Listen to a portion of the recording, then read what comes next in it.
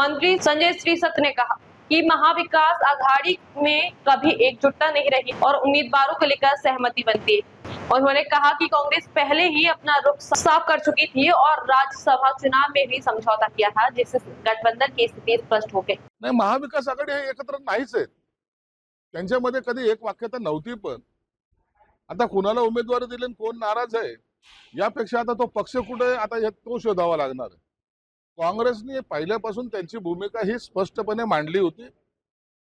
त्यांनी एवढं कॉम्प्रोमाइज यासाठी केलं होतं की त्यांना राज्यसभेच्या वेळेला सुद्धा त्यांनी कॉम्प्रोमाइज केलं.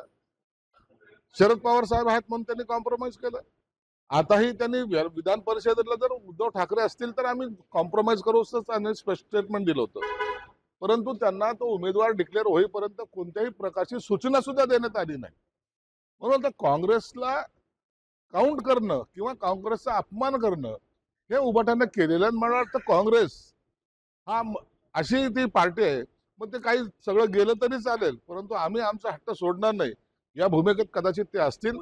म्हणून काँग्रेस आता ही सेपरेट लढेल असं एकंदरीत आता तरी वातावरण आहे.